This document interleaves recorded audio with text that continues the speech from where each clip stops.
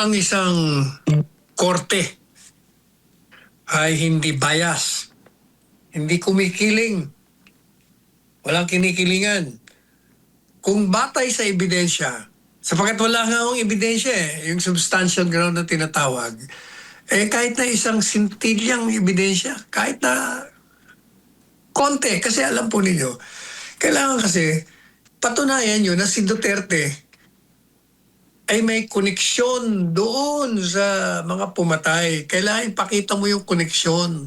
Kailangan meron kang pruweba na may utos siya. Pagkatapos yung utos, binaba. At sinabi doon sa mga enforcer, yung mga papatay. Kailangan, walang makitang link na tinatawag. Wala eh. Wala akong hukom na itutuloy ang trial. I-dismiss niya yan. Ang magtutuloy lang ng isang ganitong prosedimento na itutuloy mo sa trial o sa paglilitis, yun yung isang hukom na ang kanyang saloobin, pati damdamin niya, talagang guilty. Guilty na yung akusado. Wala pang ebidensya. Ayan, Attorney Sal. Basahin na po natin itong last part na yung column, Attorney Sal. Only biased, prejudiced court will not dismiss charges. On the basis of utter lack of substantial ground, as in fact there is not even a scintilla of believable ground, the charges against Duterte should be dismissed by the ICC pre-trial chamber. Only a biased and prejudiced court will not dismiss the charges.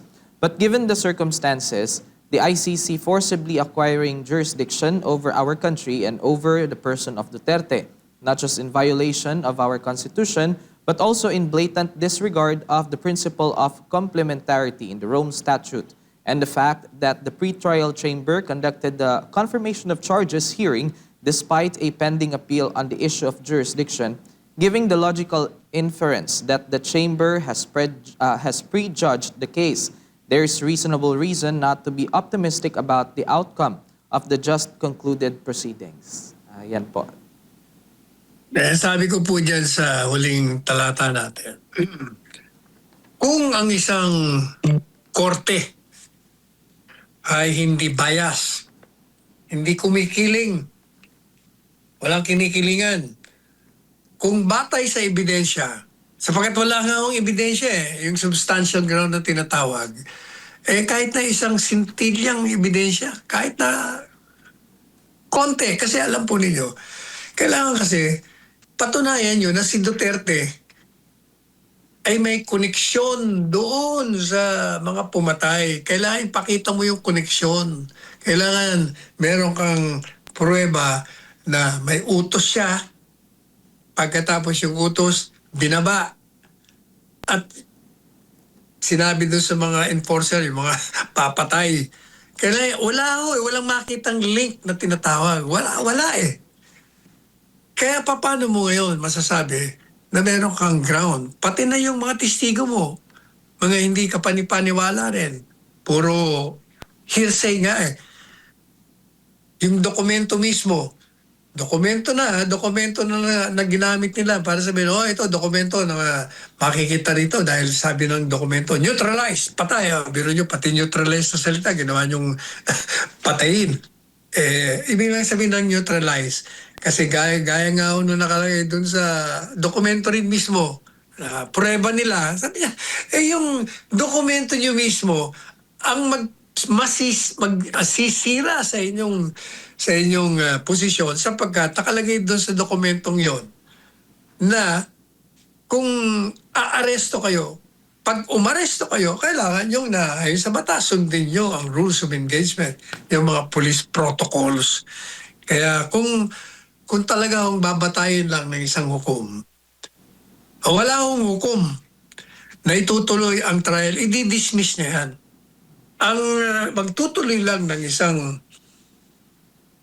ganitong prosedimento na itutuloy mo sa trial o sa paglilitis, yun yung isang hukom na ang kanyang saloobin, pati damdamin niya, talagang guilty. guilty na yung akusado. Wala pang ebidensya. Talaga itutuloy yan. Pero kung talagang yun na ang kanyang saloobin mulat sa pool, siguradong tutuloy yan. At hindi lang itutuloy ang trial, i-convict nila yan. Oh. Ngayon, kaya tinatanong ko ako, ano raw ba ang tingin ko? Kung ano raw ba ang tingin ko doon sa prosedimento, ano raw ba mangyari? Dismiss daw ba o hindi? Sabi ko, kung batay po sa ebidensya, wala talaga. Talagang dapat dismiss. Pero ang problema ho ganito, baka merong mga external considerations na tinatawag.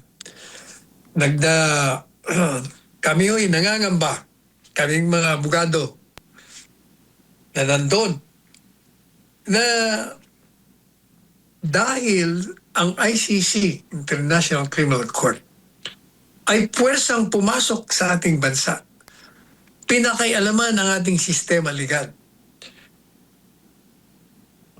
inatake ang ating soberentiya sa kanilang paggawa, nilabag ang ating saligang batas.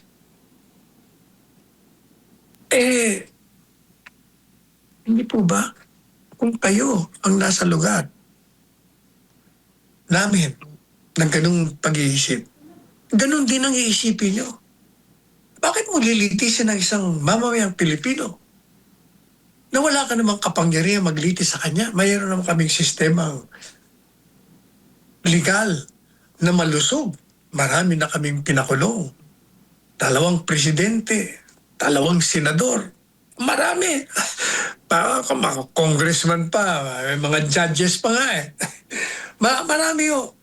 So madalit sabi, siya matatakot ka ngayon, mangangamba ka, naku, delikado.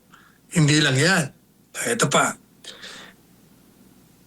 Meron nung inilatag ang depensa. Sinabi nila na kumalas na ang bansang Pilipinas. Kaya wala na kayong jurisdiction. Siyempre, kinontra naman ng mga prosecution. Hindi.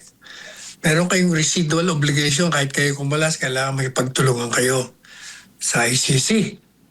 Dahil nung kumalas kayo, nasimulan na namin ng investigasyon. Matagal ko na rin nung pinaliwanag yun.